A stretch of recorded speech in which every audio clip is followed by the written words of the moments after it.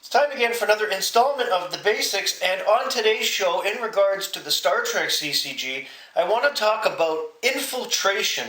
And this pretty much only applies if you are playing a Dominion deck with certain personnel. So, if you stick with me, I'm going to show you how this works. Now, when the Dominion expansion came out for the Star Trek CCG, it gave us the Dominion as a playable affiliation in the game, and there's been a lot of pros and cons with this affiliation. You've heard me talk about it on past shows, and I've gone over more cons than anything else. Today I'm going to talk about one of the pros, and that is infiltration.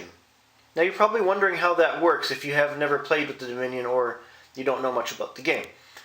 With the Dominion, they have their shapeshifters, also known as founders. And some of the founders, if you ever watched Deep Space Nine, were known for taking forms of important characters that were part of important affiliations. For example, Martok, founder, became a Klingon. Odo and Kira, founders, became Bajoran, or in this case, for Odo, became an Odo duplicate. And Admiral Layton, founder, became a duplicate of Admiral Layton of the Federation. You'll notice that they have infiltration icons underneath their staffing icon. This is a little diamond-shaped thing here. So for Martok, it's Klingon. For Odo founder and Kira founder, it's Bajoran. And for Layton, it's Federation. Now you're probably wondering what that all means. Basically, when you use a personnel with an infiltration icon, which is the Dominion founder, these types of founders, they can cross the table and report as your opponent's affiliation to any of his outposts, ships, or stations. So basically, if I were to use Layton Founder and my opponent is playing as Federation, Layton Founder now becomes Federation. The opponent may not treat him as an intruder. He's now part of that crew or group. You can also choose, as an infiltrator, to take part in your opponent's missions, staffing requirements, away teams, relocations, beaming, anything like that, or you can choose not to. You can also treat your infiltrator as an intruder for such cards like, for example, the walls have ears. That's another good example right there.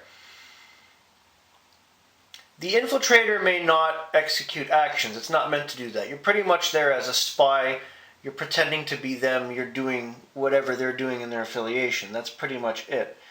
Your infiltrator can stop infiltrating if he or she is exposed. That means it can happen during either player's turn in one of three ways. Voluntarily, they can choose to reveal their true nature. 2, by a card play such as caught red-handed, for example. Or 3, by being present with any version of the character that he or she is impersonating. So basically, pretend that you've infiltrated your opponent's Klingon affiliation as Martok founder. Everything's fine and dandy. If the real Martok reports for duty, your Martok founder is exposed. That's bad.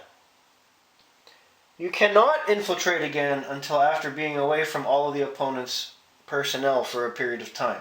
So basically, and in my own experience, when I did use infiltrators in previous Dominion decks that I stopped building, once they were exposed, I pretty much gave up on it because your opponent knew that was going to start happening more often than not. And you'd see more rare personnel, like top characters like Martok, Kira, or whoever else showing up in that affiliation to help bolster that line of defense.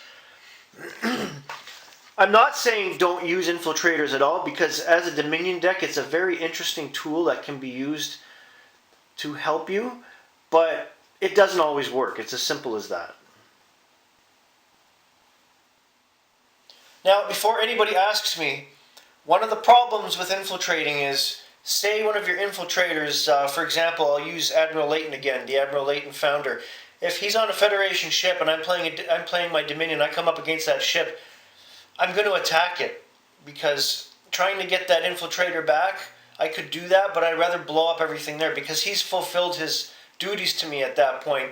So I could save him and voluntarily reveal and then pull him back, but at the same time, you're going to get into situations like that when you have infiltrators on ships or outposts, and then you're going to start attacking them because of the other things you have going on in the game. So be aware of that.